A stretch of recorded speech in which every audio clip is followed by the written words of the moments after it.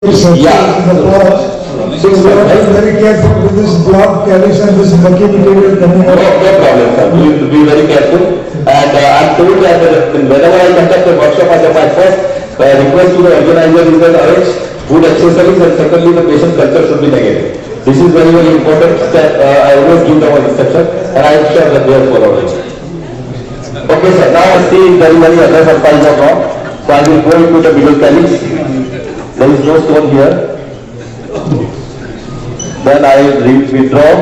Dr. Sarkar demonstrated at 60 watt laser from IPG. Both the technology, my laser settings, because I want to resize the technology, is 1 joule and 10 hertz.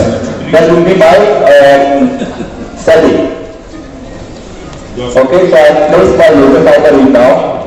And you can appreciate that you need to fix the laser fiber.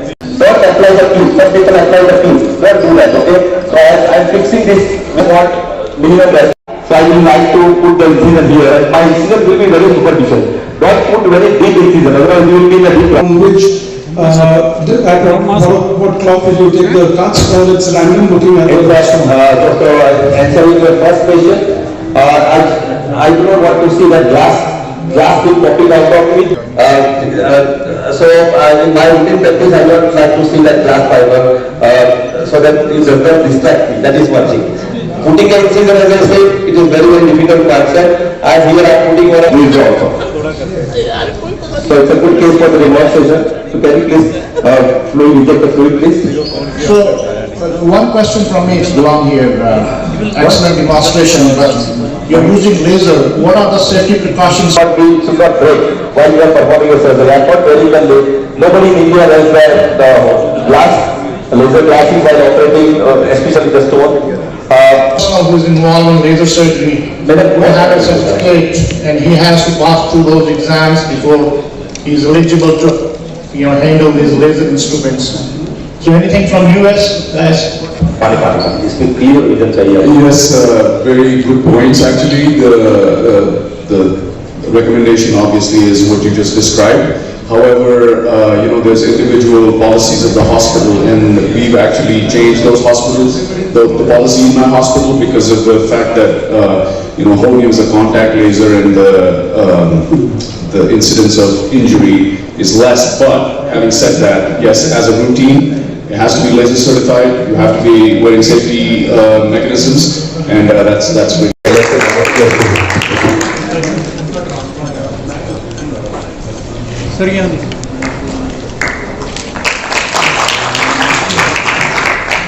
Professor Field Ugra, sir.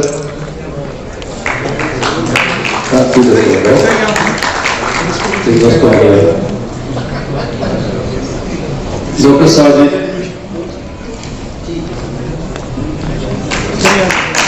Give the guide, please. Thank you, sir. देखिए, ये जो 3 रोज़ा conference organise कर रहे हैं department of urology, हमारे हैं super speciality hospital जो जीएमसी श्रीनगर का एक ब्रांच है।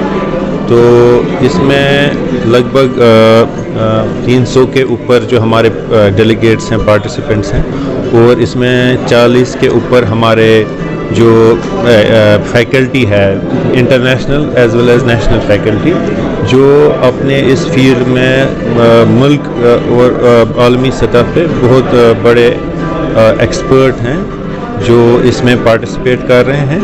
और वो अपना जो उनके सर्जिकल टेक्निक्स हैं और सर्जिकल स्किल है वो हमारे जो कॉन्फ्रेंस के डेलीगेट्स या पार्टिसिपेंट्स हैं उनके साथ शेयर करके जो लेटेस्ट टेक्नोलॉजी दुनिया भर में इस फील्ड में अवेलेबल है वो उनका एक मुज़ाहरा करेंगे उनके वो लेक्चर्स के फॉर्म में या लाइव ऑपरेटिव वर्कशॉप्स के ज़रिए, ताकि लोगों को पता चले कि ये यूरोलॉजी के फील्ड में कितनी तरक्की हुई है।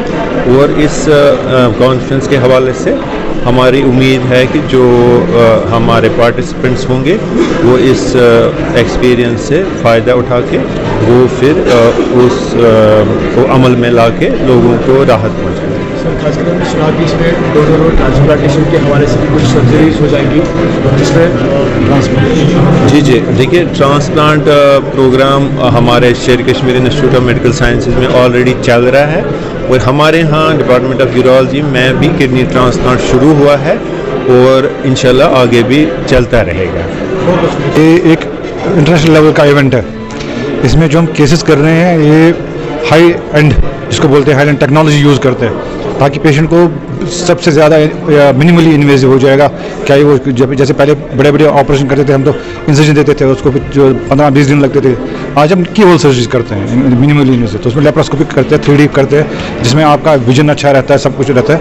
तो यही हमने देखा क्योंकि हमारे यहाँ अच्छे अब यूरोलॉजिस्ट आ रहे हैं जो यंगर जनरेशन है, तो उनके लिए ये एक प्लेटफॉर्म बना कि हम इनको दिखाएं कि जो दुनिया के सबसे बेस्ट जाने माने इसमें हैं वही ऑपरेट कर रहे हैं, इनको दिखा रहे हैं। तो इसमें हमने प्रोस्टेट कैंसर का भी लिया है, एक जो किडनी का जो ब्लॉक हो जाता है उसको पाइलोप्लास्टिक पीजी ऑप्शन बोलते हैं, उसको पाइलोप्लास्टिक करते हैं, उसको भी करते हैं। स्टोन रिनल स्टोन भी किया, लेजर से हम करते हैं। अब उसको कुछ ना कट है ना कुछ है, वो नीचे से ही हम जाते हैं अपने ऑफिस से, नेशनल ऑफिस से, वहाँ लेजर से डस्ट करते हैं तो कुछ नहीं है, तो सुबह पेशेंट घर जा सकता है।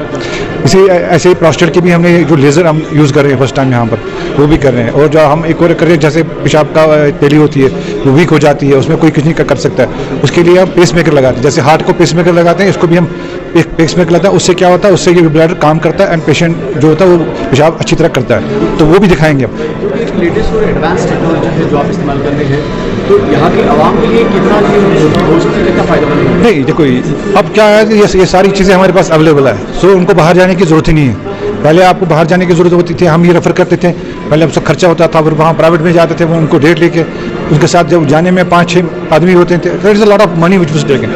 अब हम ये सारे यहाँ ही करते हैं और अफोर्डेबल बन जाएगी। अफोर्डेबल नहीं, ज़ीरो। आप देखिए जहाँ जैसे इस वक्त ये गोल्डन कार्ड का आयुष्मान भारत जो है PMJY स्कीम जो है, उसमें क्या है, उसमें आपको कार्ड दिखाना है तो आपका सारा ये चीज़ें फ्री होती है। इवन जो हम रिलन ट्रांसप्लांट करते हैं जिसका 5 लाख का इनका पैकेज उसमें है, वो फ्री है। बाहर अगर जाए वो 15 से 20 लाख तक जाता है। अब यहाँ भी वो फ्री है। और इसमें भी हम दिखा रहे हैं इस वक्त एक लाइव रिलन ट्रांसप्लांट के लोगों में वो देखेंगे कैसे होता है, कि कैसे हम किडनी निकालते हैं, लेप्रोस्कोपी के लिए फिर कैसे डालते हैं किसमें इसमें। तो इसमें ये यंगर जनरेशन के लिए भी देखते हैं कि कैसे है, तो उनकी किताबों की ज़रूरत ही नहीं है।